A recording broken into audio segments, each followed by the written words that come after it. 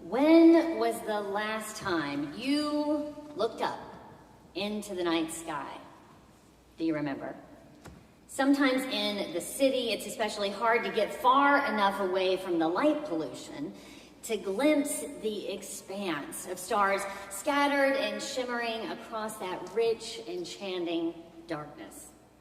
Now, I did spend some time last week in the Smoky Mountains.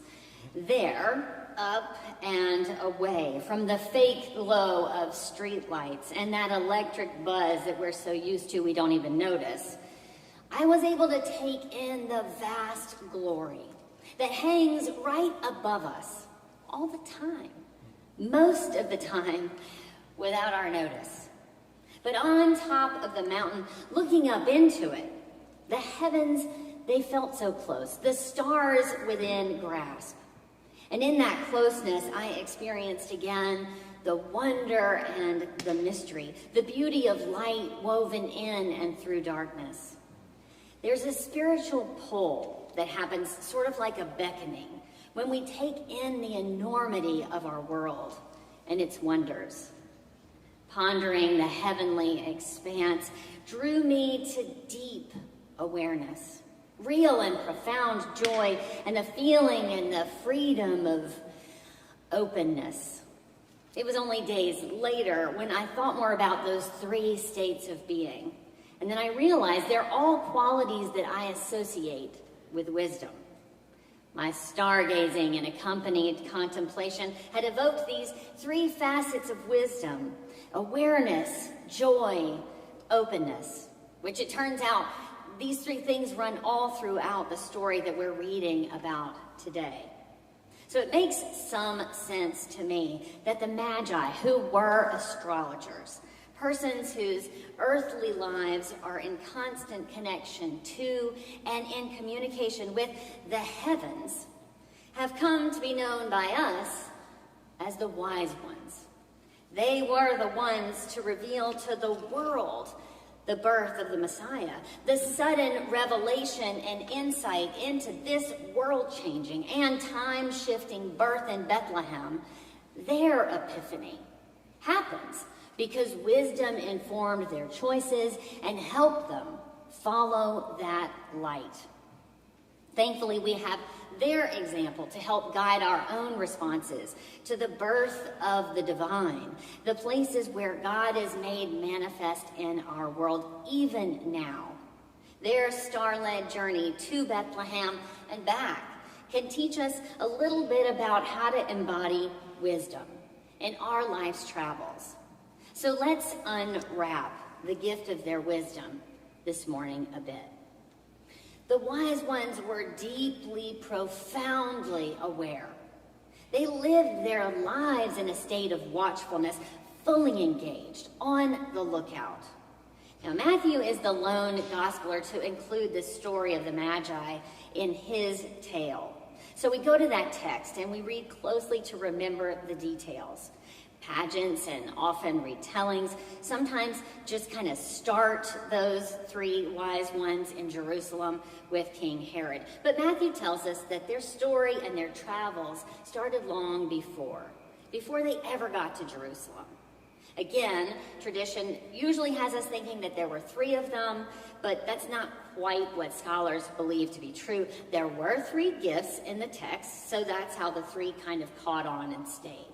But it's much more likely that it was a caravan of folks traveling together, led by these astrologers, accompanied by assistants and servants and animals, a big group, and they'd all journeyed from away, far away, maybe even Persia.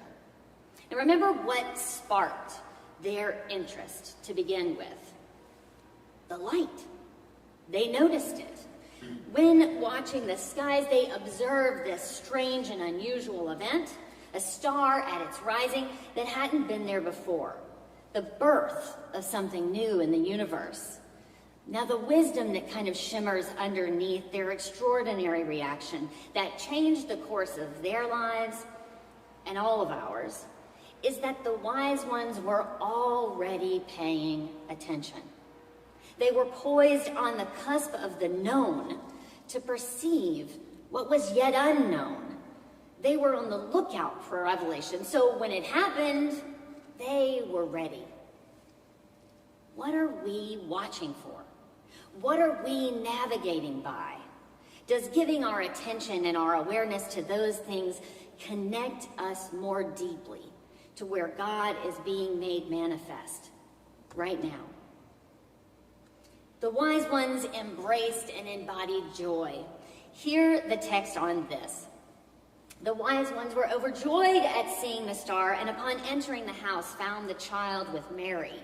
The NRSV translation says it this way: they were overwhelmed with joy. Now, I think this is a powerful corrective for us to imagine wisdom, embracing and embodying joy, as here these wise ones do. Upon entering upon entering the stable and seeing Jesus there, witnessing the incarnation of God, the indwelling of love and light on earth. It's such a loss, I think, in the current and Western frame of mind, that we privilege reason over feeling, mind over body, intellect over heart.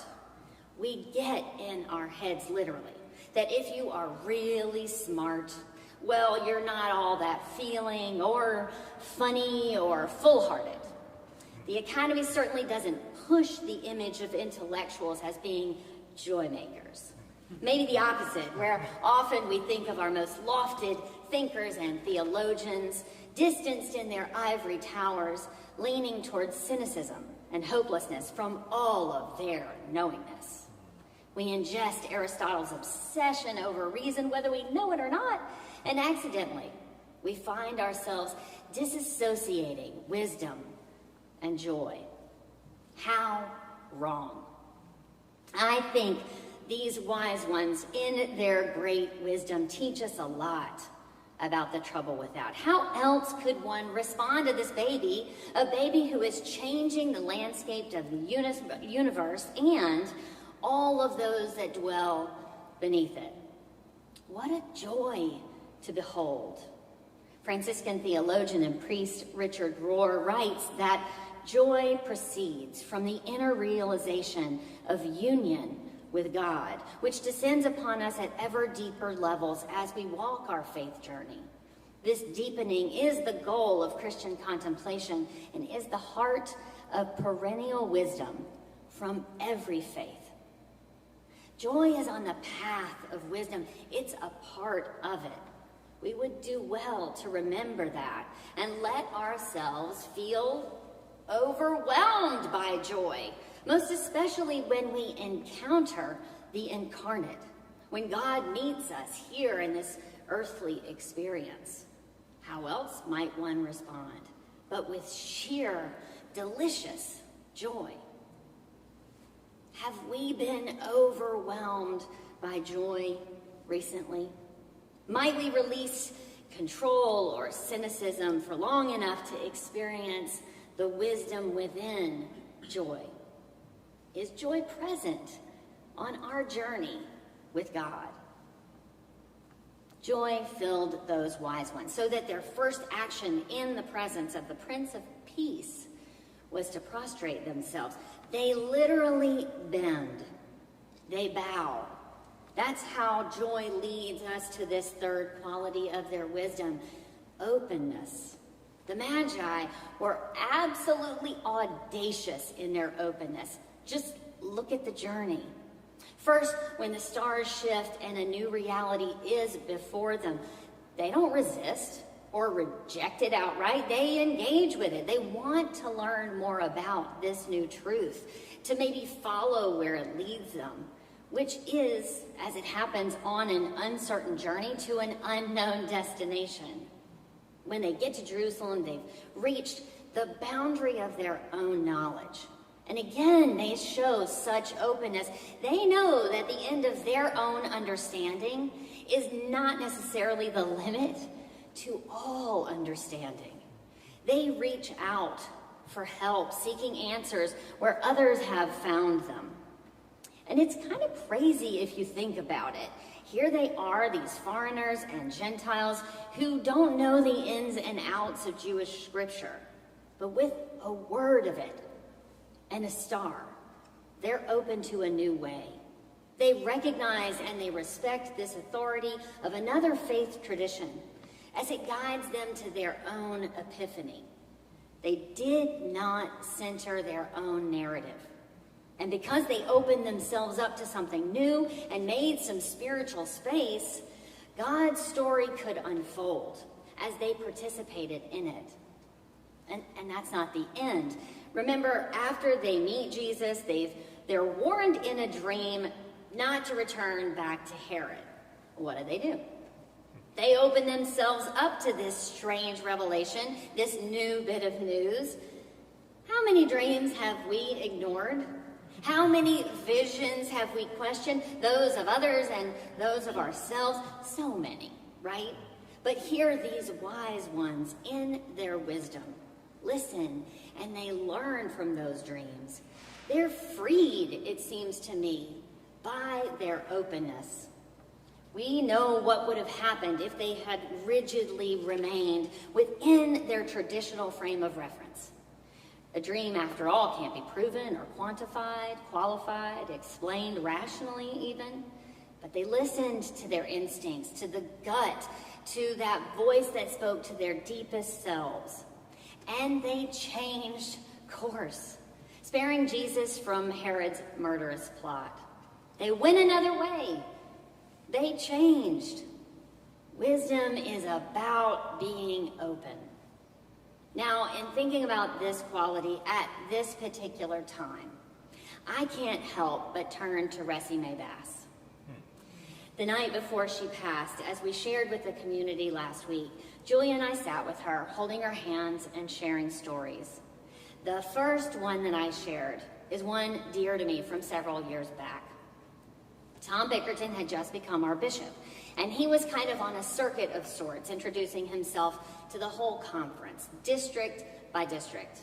The Metropolitan District had their meet and greet here, as you may remember. It was a tumultuous time in our denomination. When is it not?